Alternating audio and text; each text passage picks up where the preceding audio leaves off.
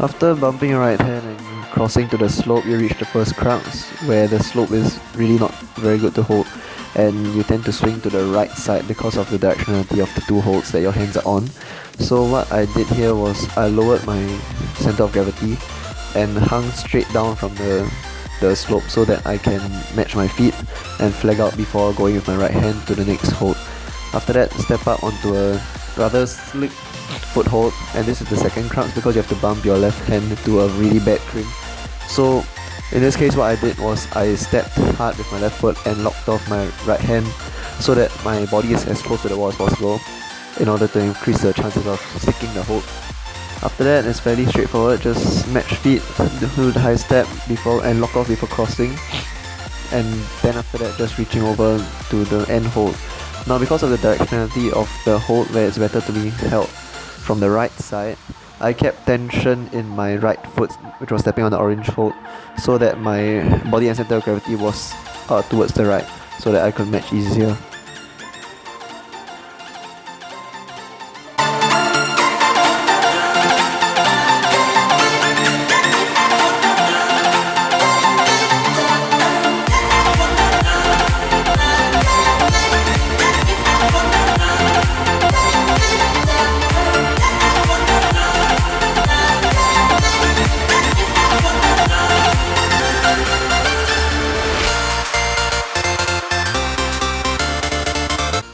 This V2 or V3 dark green is quite interesting. You start with a right hand up to a crimp, and then you step out with your left foot to go up to the next hold. You step up, flag, and then go right hand to the next hold. Now over here is the first crux where you have to cross. So as you can see, I keep my body to the left and flag my foot to the right as far as possible so as to prevent myself from swinging. And after sticking that hold, I stabilize myself before going with my right hand and cutting loose. After that, I stepped with my left foot, really engaging the calves to keep my body to the left side in order to shift my right hand to a better position before stepping up with my left foot and going for the end hold.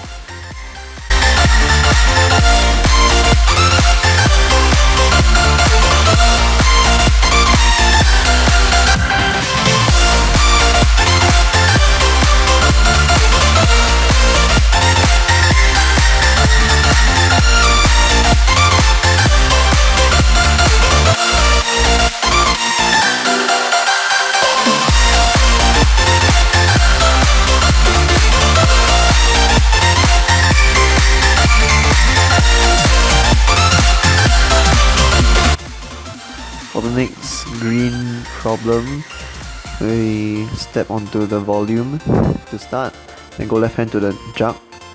Now there's actually a hold on the right side of the volume, not sure if you can see, but I opted to skip that because I found it is a crimp on the volume, so it's not very good, and I just opted to skip that and go straight for the next hold. After that, you just step up and go for the undercling. And now you step up again onto a slick hold on the left. And now here, what I do is I establish a drop knee to keep myself close to the wall in order to match onto the slope just above the undercling. But afterwards, the match is quite straightforward.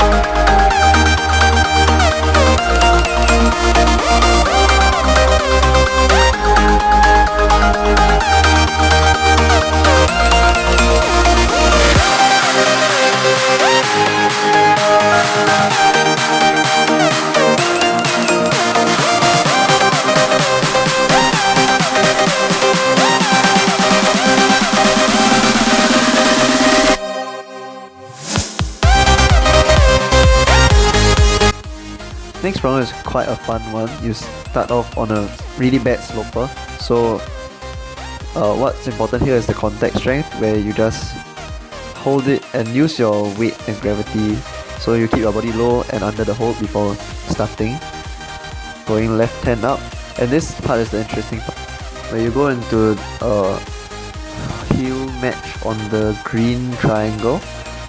This helps to keep your hips close to the wall, and it will allow you to press your right hand over onto the next hold and matching with your left hand. Next, just step up and go with your right hand to the hold on top, reach over to the small crimp, and instead of matching it and extending the left foot out, I found it would be difficult to do that because of the volume in the way. So what I did instead was to drop knee onto the hold behind me to propel my body over into the relatively big move. After that, you just step up and go for the last hold. In terms of matching, it's quite straightforward and you're done.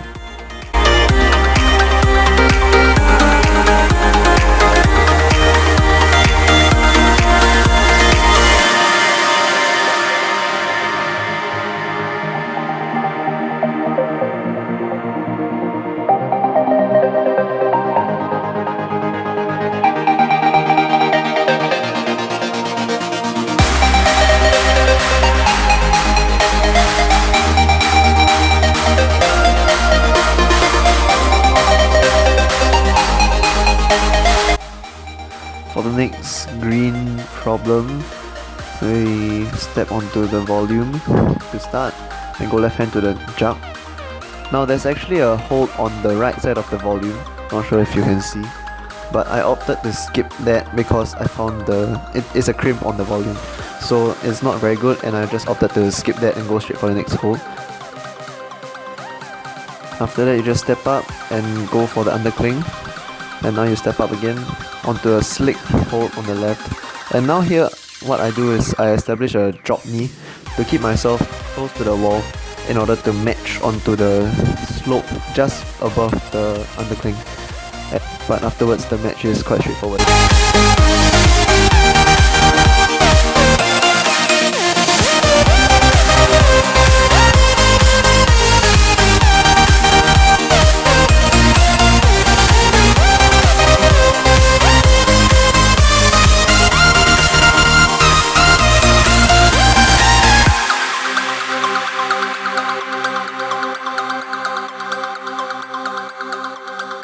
So the first move is quite large to the right hand, and this next move is one of the cruxes where you have to cross. And after sticking that hold, you need to hold the swing in order to bring your left foot onto the hold on the volume before going your right hand. And then after that, you just step up, and before going up for the last hold, you step with your left foot on the hold and right foot onto the wall to just press yourself out of the wall and to make the undercling crimps slightly better to use before, and you really lock off with your right hand on the undercling before going up with your left hand for the end hold, and then the matching is quite straightforward.